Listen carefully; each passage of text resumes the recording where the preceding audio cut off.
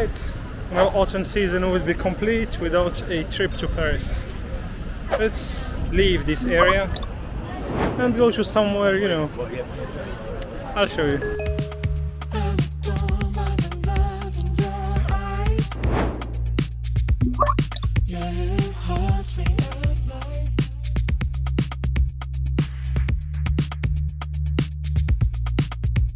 It's crazy, you can come to Paris any time of the year and it's always gonna be packed.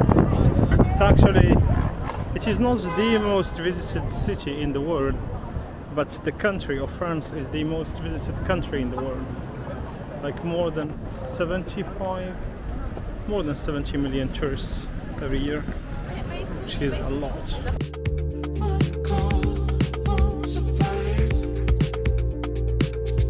Do you smell it? Money. I smell money. It is probably the most expensive square of all of Paris. Can you guess its name? Huh? Place Vendôme. Does it ring a bell? The crazy part is there are banks here. It's not written banks anywhere, but there are banks in these offices. That's the Ritz. Yeah, it's the Ritz Paris. And usually it's like the it's like the mecca of influencers, like the expensive ones. We have to agree that the French people know how to build the beautiful things. We have to agree about this. The funny thing about Paris is that in 10 minutes you could go from being middle class to rich to poor. Like here, I feel myself poor in this area. Like I don't think there's anything I can buy from here, or at least anything I can buy reasonably, and they would be proud of buying it. Like a t-shirt for $2,000 maybe. I wouldn't be proud of buying that. And then you go to the northern, kind of northern eastern districts of Paris, more kind of middle class. The most beautiful European architecture is here actually. The crazy part, most of it was built during the mid 1800s, what they would call La Belle Époque, during Napoleon III, not Bonaparte, Napoleon III, and Mr. Haussmann, who I think was the mayor of Paris at the time. And this weekend I watched a documentary about one of the Parisian palace. It's called Le Meurice, and I think it's on this street, isn't it, that one? Yes, it's a palace. There are only, I think, 7 in Paris that have the denomination of palace. Like not palace in the sense of castle, no. It's a protected denomination for hotels that are that go above and beyond. Let's go check it out. I think it's this one. I see expensive cars. Yeah, I think it's this one. Here it is, Le Meurice. Hotel Le Meurice, yes. You see it's palace. It's written palace. Do you see it? Yeah, now you see it. So it's a 5-star and a palace. I watched an interesting documentary about it, and I think there is a pastry just near the palace of Cedric something, I forgot his name, and they say it's like the best pastry maker all over the world. I found it, Cedric Gourmet, this one, but it is already closed. So the interesting part is usually it's open, so you could see everything happening through the window, but now of course it's closed. And like while he's making his incredibly crazy pastry creations, people can come here and watch him through the window, but the prices are also out of competition, like him. See how much is the coffee? 17 euros. No, my bad. Let's read it again. Pâtisserie trempe-l'œuf. So it's a type of pastry made with the taste of coffee that is that costs $17.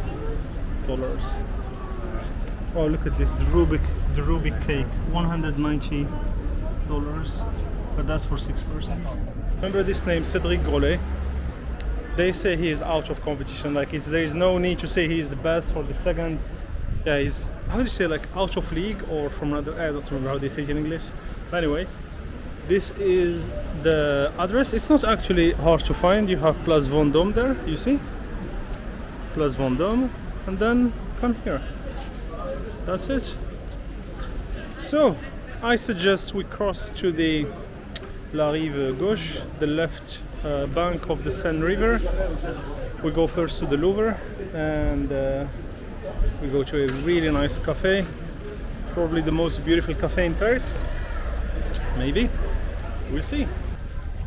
This is also something really nice to do during the autumn, is to come to this park called Jardin des Tuileries, which is actually between the Concorde statue right here and the Louvre Museum here. And usually it's beautiful, beautiful. It's a little bit windy today, which does not make it ideal for photography. The sky is not that, you know, clear blue, but for photography this is your spot if you don't want to go out of Paris, because there are other parks outside Paris that are also very beautiful for pictures. But yeah, this one is easy access if you live in Paris. You break me down in silence. I never need to resist.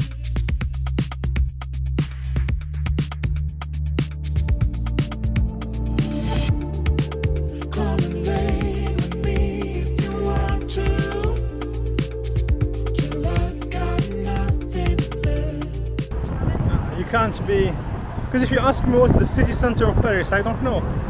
All I know is that here you can't be more iconic than here. You have the left bank of Paris, this one, you know, kind of calmer but super historic.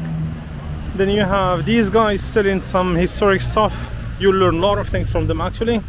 Then here you have the bridge taking you directly straight to the Louvre, and yeah, the, how it's called, Notre Dame by that direction, the Eiffel Tower here. I don't know, this place here is really nice. You get a lot of nice views and some incredible buildings. And how can I forget it, the Louvre's bridge, Pont des Arts, right there, you know, when they put their lockers. Romantic couples. Sorry. And the cafe where I want to go is here, but let's go check out the Pont des Arts, the Louvre's bridge. Yeah, some really cool stuff. Some of them, they have like posters from, you know, like the originals from, I don't know, the 40s, the 50s. Some of them can go up to $300, just one poster, because it's the original one. And for jogging it's perfect. Like, you imagine jogging along the Seine River. That's beautiful. All right, I have good and bad news. The good news is that we are on the Louvre Bridge. In the French language, Pont des Arts, it doesn't mean the Louvre, it means the Bridge of Arts. But yeah, let's call it the Louvre's Bridge, where people used to come and, you know, they hang their lockers. But as you could see, they took off the fences where you could hang the locker, because it became many times so heavy, and then sometimes it fell. So they took everything out, and now they put just some glass here. So yeah. So you can come here and get your kiss, but no locker. Another thing cool, relaxing, but very simple, is you could go sit there on the island. This is an island actually, because this is Paris, and this is an island. So you could go sit there and enjoy your sunset. And enough talking. Let me take you to the cafe that I promised. Beautiful, right? The most beautiful cafe of Paris, maybe. This is l'Institut de France, I think, yes. It's the name of Mazarin, one of you can't speak of Institut de France without talking about Mazarin. He has an interesting story. I'll put a link in the video description in case you are curious about some boring French history. But architecturally speaking, there is some scientific genius about that dome, and how when you give your speech, once you are inside, how it reflects the, you know, your voice, so it could be concentrated, amplified, you know, all that beautiful scientific stuff. I was there one day. It was interesting. Here's your river restaurants. This one is called Calif. Alright, we arrived. This is one of them actually, there are two.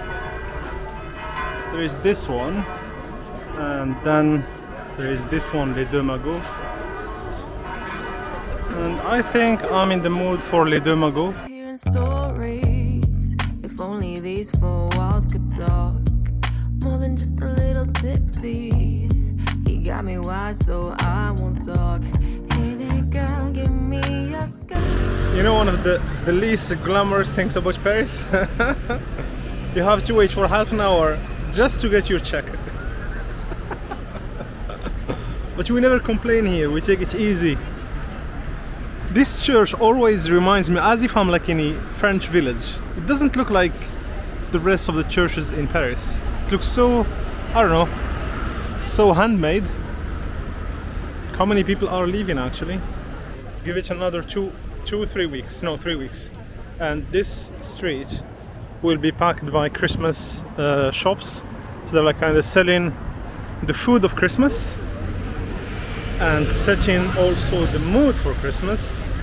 I don't think it's strong enough. You're thinking about it way too much. Just take another hit, you'll feel better now. You wanna date in Paris? Come to this bridge. You know why? There is some romance about this bridge, Pont Neuf. The thing is, you have a beautiful view over the Eiffel Tower there, Institut de France, the Bridge of the Lovers, the Louvre right there. And whenever I'm here, I don't know, there is some romance that you feel here, you know, like people are smiling, a lot of single ladies, influencers, and the majestic Seine River. Que veut le peuple? Seriously. The magic of this city is still alive. Every single year I come back here, still the same magic, same beauty. And to the credit of the city of Paris and the city hall of Paris, the city of Paris feels cleaner year after year. I'm not sure if it's because in 2 years Paris, or less than 2 years, Paris will be hosting the Olympic Games, but yeah, that is by experience. I cannot say by fact, I did not look at the stats or whatever, but by experience, Paris feels to me cleaner year after year. And by cleaner, like, you know, everything, like the streets smell less than a toilet and more like, you know, normal streets. You have less trash, I don't know.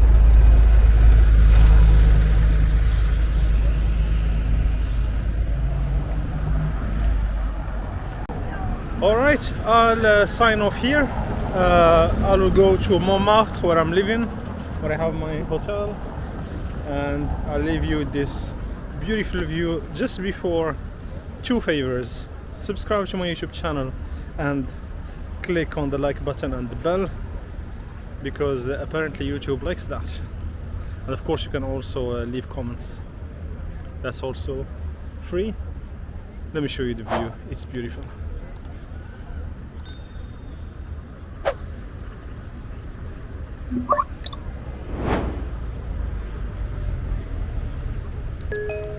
Alright, enough for today. See you in the next one.